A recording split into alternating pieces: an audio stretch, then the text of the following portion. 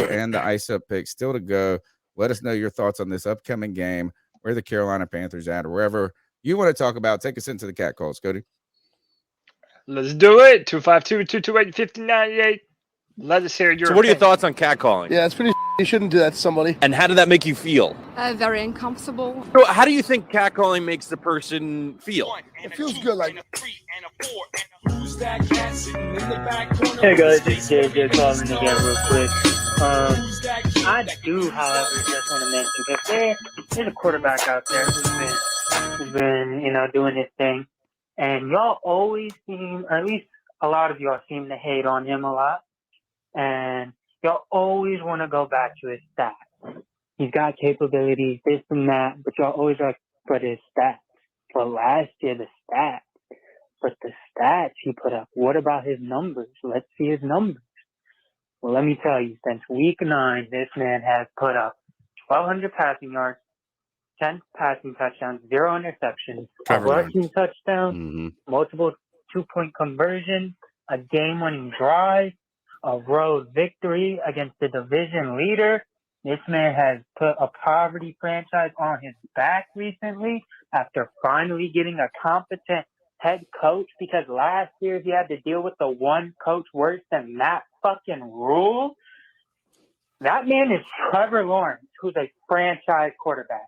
I got your back on that, Cody. All right, 3 players I want to touch up on the Panthers game from Seattle. Chubba Hubbard, he's not bad. He's not as bad as how you guys used to hate on. But yeah, he still has much to prove. I think he's good, though. I think he's still a solid back, Sam Darnold looks way more composed and like under control whenever he's under pressure. Granted, it's not nearly as often because the line has been best offensive line I've seen, been putting in work, but he's just handling things better. And you can notice when he went to those checkdowns in the first half, like he read the field, it wasn't there, check down. He read the field in the second half, didn't make the mistake. He threw the ball away. He's smart. He's not throwing shit up like he did a lot of times last year.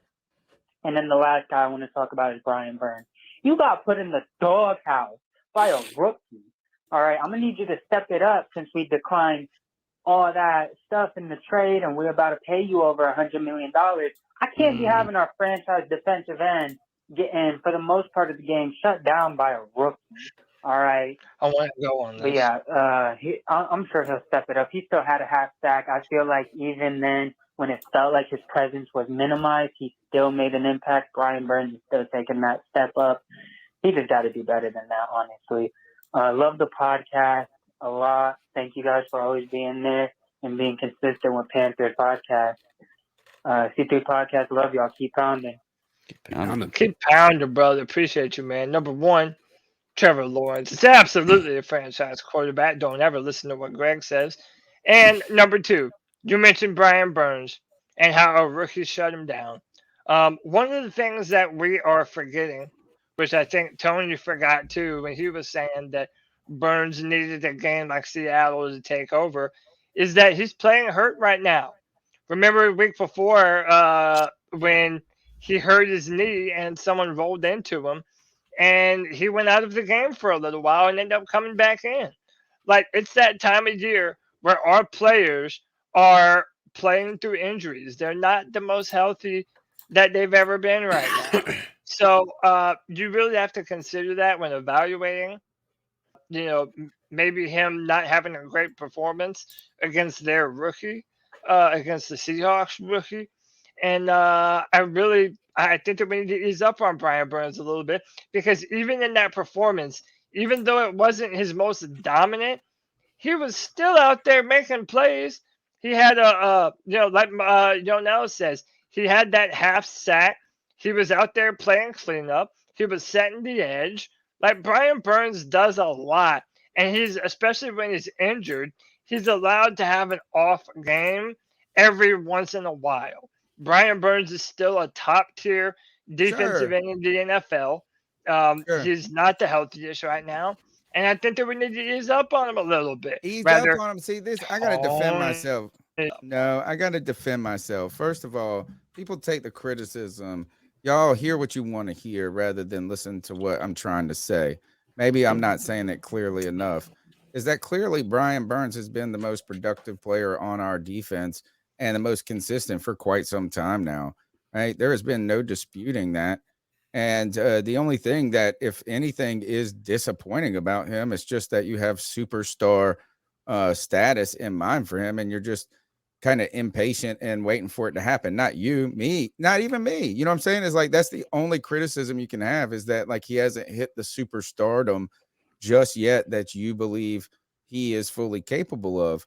I was the one advocating for extending Brian Burns this past year before we even went to the season, before he was able to up his price tag and continue to show his unique value to this team, because now you can't part ways with him. Not that you would want to part ways with him, but what are you going to rebuild the entire defensive line? Like, you need Brian Burns. You needed him this year, right? You should have extended him this past offseason.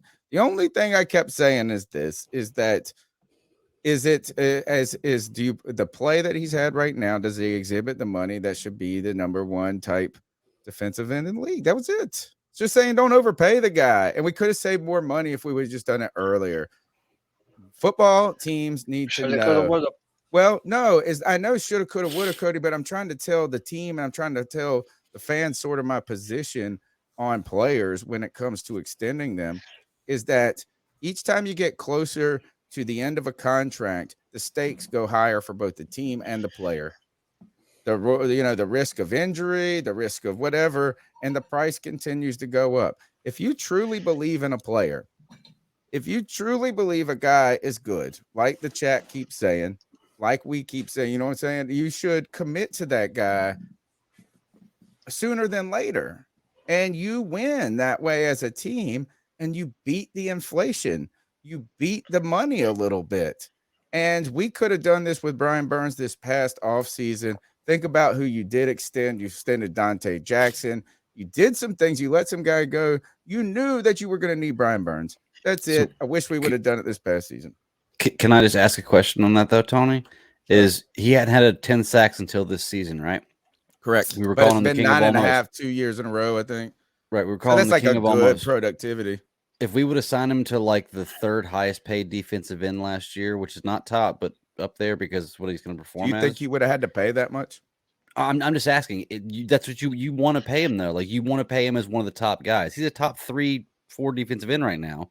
No, and that's what we would have. That's what we're going to end up having to pay him. Well, as. Yeah, they say. Are you saying 4. if we would have paid okay. it, would you have been okay if we'd have paid him? Wasn't at that before at the we went of last into the season, though. That's what I'm saying, though. That why would we have paid him but that I would have money? said we could have gotten away with paying him like the top 6 number. But he was betting on himself. He didn't have to sign that. Like. I mean, yeah, but man, when you tempt out players with you know what? It's really hard to turn down guaranteed money.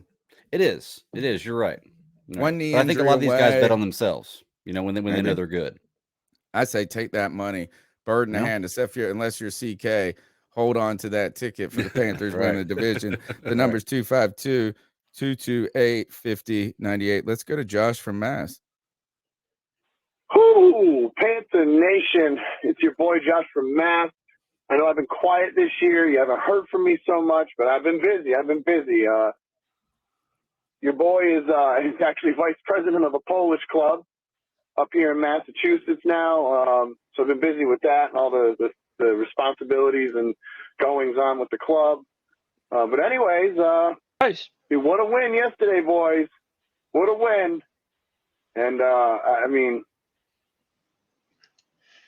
I'm hyped because next week I'm gonna be in Charlotte. I'm gonna be down in Charlotte at the game. I'm going to see us hopefully beat the shit out of Pittsburgh.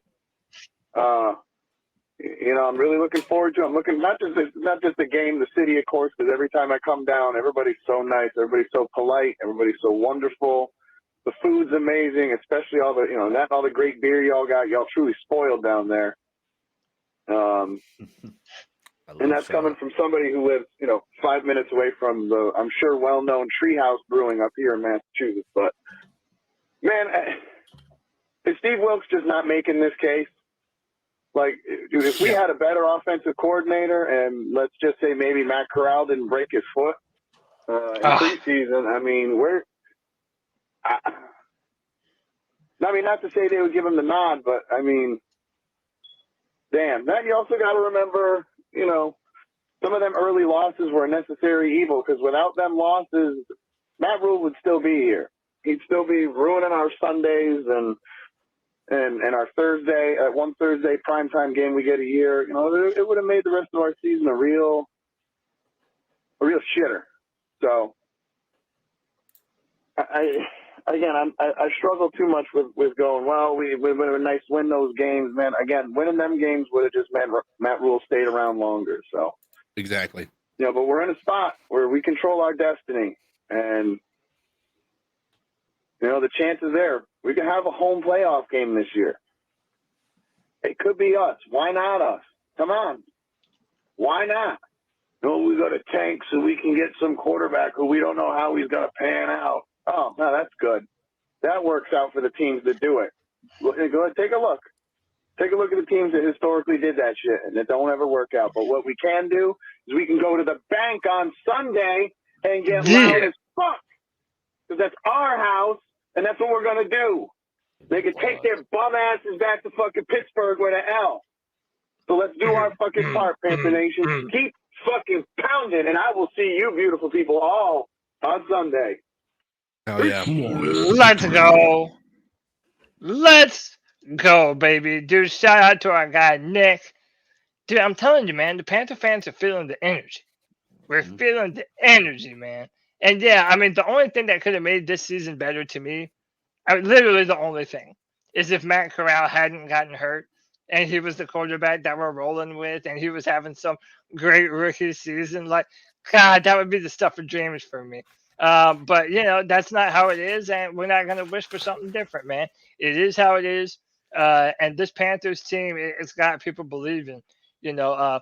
Now, look, I will say, Nick has been every time Nick has come. He is not good luck for the Carolina No, Panthers. it is not. But you know what? You could say that about 60,000 people for the last 5 years too. Yeah, no but doubt. Those guys have it tough. You know what? Screw that. It's not their luck. The Panthers owe them some gas money. But you know, I don't believe in jinxes anyway. Well, you should. No, I don't believe that shit. There's nothing to jinx. Did we win? Did we get when we got the black hat? Yeah. Oh, I told you. Oh, dude, no. You're always saying all black is the, you know, that's because we never wore all black, bro. We always left the one missing piece. It's true. The one missing piece did suck. The missing piece was the problem. The number's 252-228-5098. We want to hear your thoughts on that. Also, some interesting things going on in the chat room about will we be in better shape with Matt Corral right now than Sam Darnold? To be honest, it's a difficult question to answer given the fact that Sam Darnold only passed for 120 yards last week. How could you be in much worse shape in so many ways when it comes to your quarterback situation? We'll be talking about Marcus Mariota leaving the team, though, as he's replaced by Desmond Ridder, though. They're going through it down in Atlanta. I'd love to hear about it. The number's 252-228-5098. Let's keep rocking. Hi, this is Steve from Myrtle Beach. Hope you guys are having a good day. I'm so thrilled about the game on Sunday. I love it when we beat a hated rival such as Seattle. You know, they've always been a pain in the behind, and so I'm glad we took them out, especially the way we did it in a really hard way. Now, everybody's complaining about Burns and that he's not doing everything. He has 10 sacks. Meanwhile, the great Hassan Reddick, who we all loved last year, had 11 sacks total for the whole season. So I don't see what everybody's going crazy for. I saw Burns do a lot of things on the field when he was in there, besides just not getting sacked. So I thought he was quite active. And I don't know why people aren't giving Chubba Hubbard more love. Cody's right. No, he looked really good and everything. And last year he had 612 yards and 5 touchdowns. So the man does have skills, and if he doesn't get thrown the ball too much, I think he'll be a nice accessory in the running game. Like I said, it was a great win, and I just love being these teams. And everybody was no negative. We can't sign now. I'm not going to sign in and sign that. And Lawrence, this whole thing about Lawrence with Jacksonville, I hope I never hear his name again. Like I said, it's great. You guys are great. Being a little more happy. We had a great win, and hopefully we'll win the next 4 and have a good laugh over the rest of the league. Okay, you guys take care. What a good call. What a good call. I threatened. I was like, man, if this guy says Shi Smith, though, he's getting bounced. Don't be so hard Dude, on you should Chubba listen to me more Hubbard. often, man. Man, look, You you should guys listen. are just the two. Look, you little babies in the podcasting world, baby. You still got some. You got some years to get on you on behind these seasons. You're gonna see this. You're gonna find these darlings. You're gonna love them. You're gonna do all this, and you're gonna have one game. And all of a sudden, you're gonna be hating Chubba Hubbard in 3 weeks again. We're not babies. You're an old curmudgeon. Coney Ely, baby. Tell you that name. You guys Tony was remember him? good for a while. No, not for a while. He played one game in his rookie season. That was the most epic So game. what? by a You'll never defensive give end. Chubba Hubbard props because Coney No, I Ely was busted? all in on Coney Ely. The Oh, Panthers dude, gave give him the him props. start You're for jaded. job. You're jaded. You have to judge each How about player this? by Coney themselves. Ely did more in one game for the Carolina Panthers than Chubba Hubbard's done in 3 seasons. The two numbers 252, 228, 50, 98. Might have been 2 seasons. I'm not sure. Let's go to the next call. Oh wait, that's the same one. Hi. Oh, yep. I'm gonna make less mistakes one day. You, what's good, C3? It's JD864. Hey, I'm tuned in, listening to the show. It's a bunch of comments. People are posting in the chat. Some comments I saw on Twitter, on other Panther sites, where people were complaining about DJ Moore not having any reception in the past game. And I truly can't wrap my mind around, if you watch the game, it's not even a matter of going back and watching it. Watching the game live, there's more to football for every position. There's more to football than a wide receiver putting up a bunch of numbers. Yes, you would love to see that shit, but it says a lot about a player. It says a lot about an organization, about a team. I'm watching this game, He should and have had a DJ, touchdown. he had no catches. But I saw Sam DJ Darnold's out fault. there in the fucking run game, blocking setting solid blocks. Like the man out there, hey, I got to block this corner. I'm going to push your ass 5 yards down the field. He was putting in work. We won that game 30-, I already forgot the damn score. We win that game, I think it was 30-20. and our number one receiver had no catches. This shit sounds insane, but we won that game, put 30 points up on the Seahawks, and our number one receiver had no catches. Now, mind you, we left 11 points off the board because Sam missed DJ on a seam route that would have been a walk-in touchdown. And then there were numerous times where I saw McAdoo, for all the shit that he's getting about play calling, there are multiple times throughout the game where I saw McAdoo dial up shot plays. Seattle was sending blitzes on almost every play. So Sam get the ball, play action, drop back. He's getting pressure in his face. He's not able to push it downfield. How many of those shot plays do you think DJ would have been the target on? Seattle was doing everything it could to. They were trying to stop the damn run. They were run blitzing. So if we call it play action play, that whole time the play is developing, that's a few more seconds for the blitzers to get to Sam. And Sam, to his credit, was making smart decisions with the ball. I'm gonna just throw this shit away. Hey, I feel like somebody's on my back. Let me just throw it away. Yeah. How is anyone complaining? Oh, DJ had no. Yeah, we should. I guess if you play fantasy football or if you're making bets and you want a DJ, you expect the DJ to eat that game. I can understand if you're upset.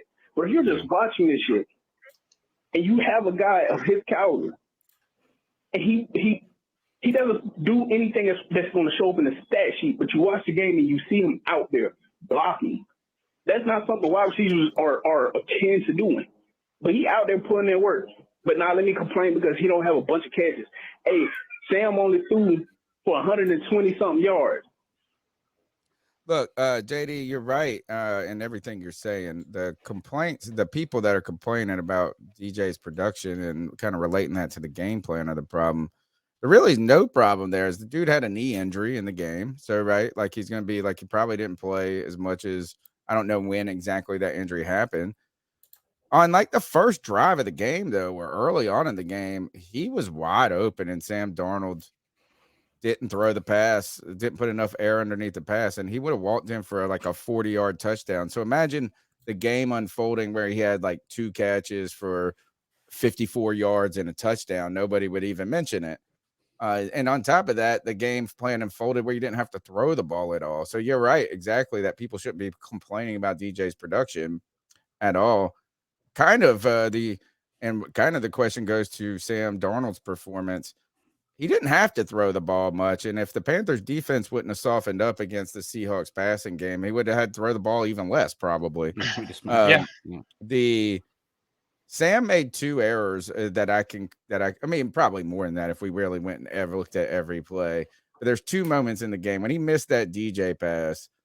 That blows the doors off of this game early in a way. Yeah. Gives them confidence. It's a big play. That would have been awesome. So he missed that play. That was his fault. He underthrew the ball. And it looked like last week he had one like that, the first start he had, where it just looked like it took too long for it to click, like what was happening. Like if he could have just processed a little faster, he would have made the play because it's the right read, just a half second late and not thinking about what's really happening. The other play was down kind of in that 4th down territory. It's just, it wasn't a good time. Like we got down there and we went for it twice on 4th down. We got one of them on the run game. We didn't look comfortable in the red zone. He didn't look comfortable. So those 2 moments right there, you change those 2 moments and Sam Darnold has a 200-yard game, 2 touchdowns. And you're talking about how he's, so I don't think it was that bad. I don't think he played poorly. I think that just thank God you didn't have to use him any more than that. And you're setting